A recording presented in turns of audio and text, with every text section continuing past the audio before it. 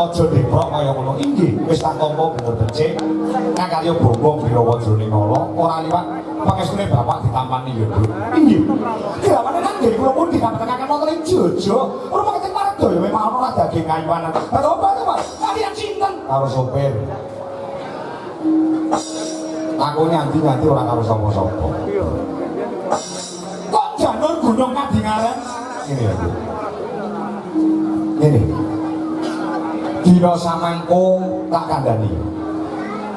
Wong tuwa kaya dene bapakmu saya Narasoma iki duwe kewajiban tutur uwur karo sembur. Tegese tutur nuturi marang anak. Uwur kuwi urun. Lah nek kowe wis dadi wong pinulya dadi bojone Kalendra, Koceh Rajabrana, nek mung urun perkara bondo donya kaya dene wong nguyahi segara. Nek ngono iki. Lah sembur tegese ndongake marang anak. Lah nek anak wedok wis dadi bojone wong pinulya, aku mung ndedonga rina lawan wengi, bapakmu ki ora butuh dipunjung bondo donya. Ora butuh pendak sasi ditransfer duit, pendak tahun dipunjung bondo donya. Ora butuh ning bapakmu ki butuhe keluargamu, lehmu bebrayat kuwi ayam-ayam tentrem. Lah yo. Yo. Ben aku duwe wajiban nuturi karo anak. Yo, gatekno yo. Wong wedok kabeh wae ora mung kowe. Wong wedok kabeh wae sing wis diwengku karo kakung, sing wis dipek bojo karo wong lanang, kuwi bakal slamet donyane, slamet akhirate. Titikane wong wedok mau gelem nindakake sing diarani petang perkara. Ngaten ya? Wong wedok itu barang iki digaten. Wong wedok bakal slamet donya lan akhirate, kuwi titikane wakon iso nindakake petang perkara. Siji, gelem ngibadah jumbuh lawan agama lan kapitayane. Sing mongko loro gelem poso. Kuwi poso ki ora mung ngempet ngelak karo ngempet luwe, masane mripat piye, masane lambe piye, masane kuping, masane ati kuwi kepiye. Lah sing angka 3, wong wedok bakal slamet donya lan akhirate. Wong wedok sing bekti karo kakunge, bangun miturut karo bojo lanang. Apa dikaya ngomong piye? Apa wedok kuwi gajine belanjane luwih akeh tinimbang sing lanang? Ingkang minangka dadi tetuanggane wong keluarga kuwi wong lanang. Apa kowe mentang-mentang dadi anake wong sugih, dalah bojomu anake wong larat, ning gelem ora gelem selaku dadi wong wedok kuwi kudu manut karo kekarepane wong lanang.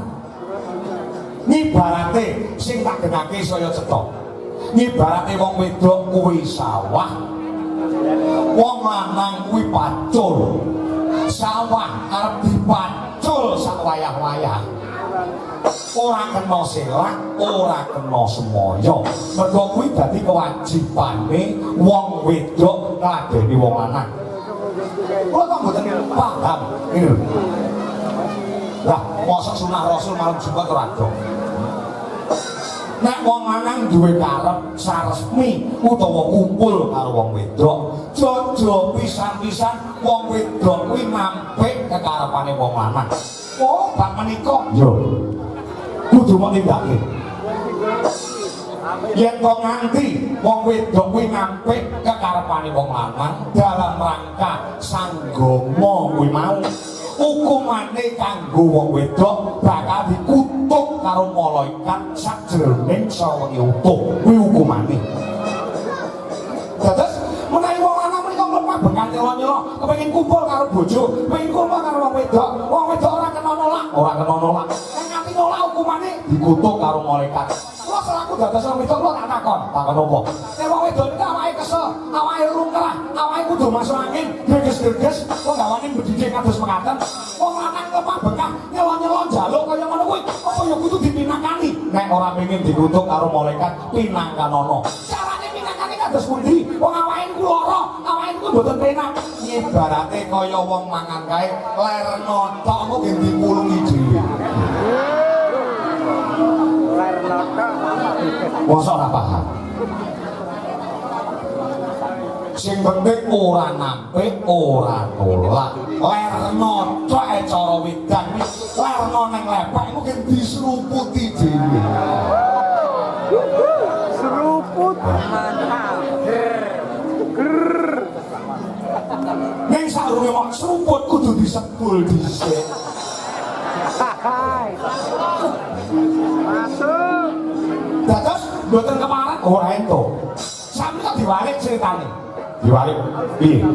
Sing duwe karep wong wedok, nggih kok. Lah nganti wong lanang nampik kekarepane wong wedok, hukumane kanggo wong lanang napa? Menawi kala wau padha paling dawuh. Yen wong wedok nampik kekarepane wong lanang, wong wedok wau bakal dikutuk karo malaikat. Saiki diwalik ceritane. Sing duwe karep kuwi wong wedok, wong lanang nampik kekarepane wedok, hukumane kanggo wong lanang napa? Sah ora apa-apa tur ya ora dosa. Kok saged mboten dosa? Ngibarate wong wedok kuwi. Ngibarate wong wedok kuwi rel sepur, wong lanang kuwi sepure. Arep rel sepur ki nangis getih, pengen diliwati karo sepur. Nek sepure turu angler. Apa ya iso kon ejes. Ora iso wong sepure ku turu angler. Menawi dipaksa ora iso, kaya wong ngecet. Nah, masih sing ngomong papat. Iki lho, sing ngomong papat. Wong wedok bakal slamet donya lan akhirate, wong wedok sing iso njaga kehormatan. Pripun? Iso njaga sawah sanding WC. Mosok Pak iso njaga kehormatane, ora pati leladi karo wong lanang nek ora bojone dhewe. Paham? Nggih, saiki. Goncang kanjeng langit kelap-kelap nakon. Lejeng saking alis risan mawe gantung sabarang katuru. Sabarang katuru ukir moyak mayeng saking jas balimu. Lumare sang gantung dohari sumito tanoyo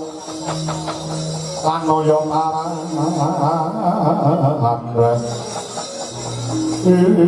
kuwi enek masalah apa karo bojomu?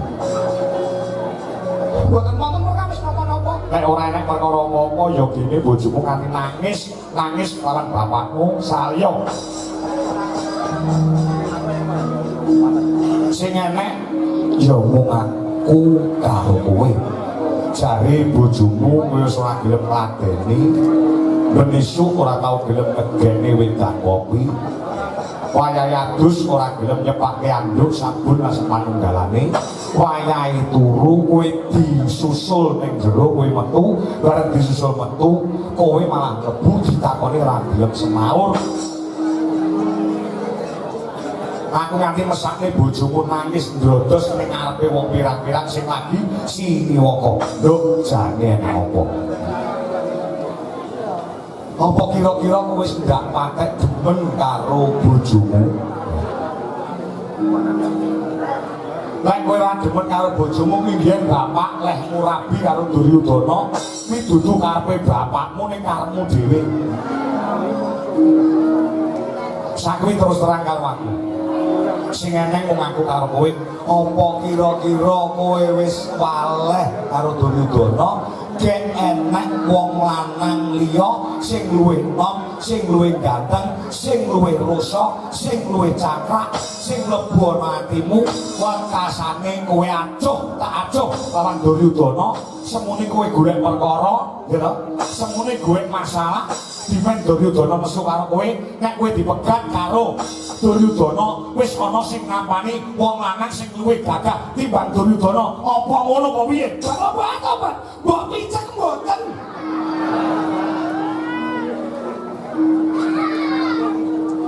Ora. Mboten. Wong mergo dhek bojomu kecilikan. Mboten. Solahe kurang beringas. Mboten.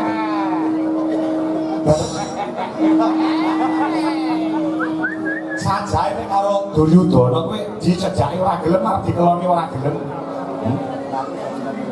Nek apa Banowati?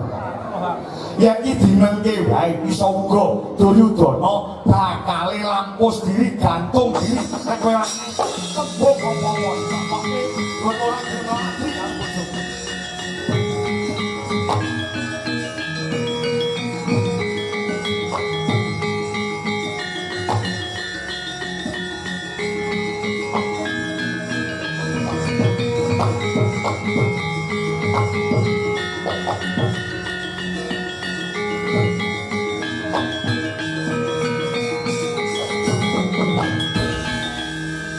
Perkara pengalaman omah-omah sugih aku timbang kowe. Wong omah-omah iki cekala mangsa ya ngono kuwi mergo oleh ben dina pethuke panggah karo bojo. Nang ruang tamu pethuke ya karo bojo, nang kamar ya pethuke karo bojo, dolan ya karo bojo. Kuwi cekala mangsa kuwi sok-sok mengalami kejenuhan. Kuwi normal. Kabeh wis digondheli karo pangiketing agama lan negara. Bojo bebojoan kuwi nek iso selawase urip. Lho Mas Kore. Kok ngeten mawon? Cek.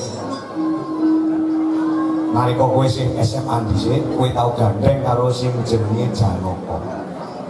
Apa kira-kira Janaka nggodha kowe? Woi.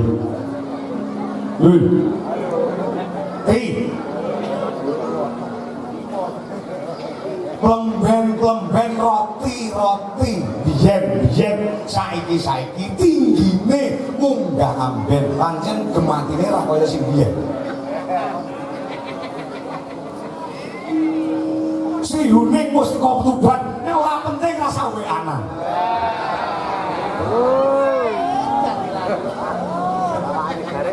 Teman, tunggu dawan saksi dulu nih kami akan kita kendalan. Ono mondo. Ono apa mergake kowe mantul karo bapakmu men cedhok perkarane.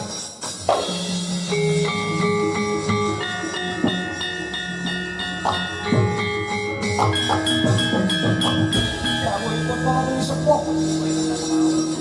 Paling dawuh para mintuna nate medal sabda Kanjeng Rama Dewaji.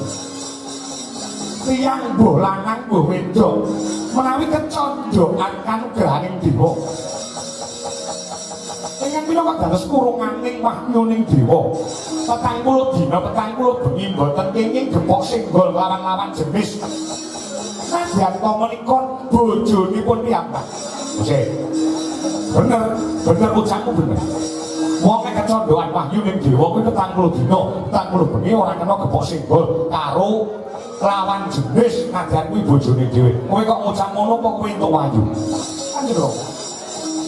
Sama kawit pitung dina ing sampun kamuri kula dipun pamui dening Kulun Bathara Narada. Paling jauh kalenggan samangke kula sampun pinilih dening para dewa minangka dados sasana. Ingkang dados papan dunungipun Wahyu Trimanggala perangane Wahyu Ratu.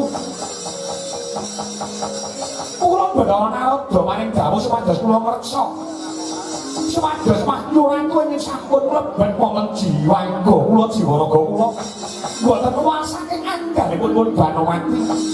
Mila jroning sawetawis hari menika kula boten purun dipun gepok senggol lawan Kanjeng Sinuwun Prabu Duryudana awit kula kecondhoan Wahyu Ratu Trimanggala. Tobat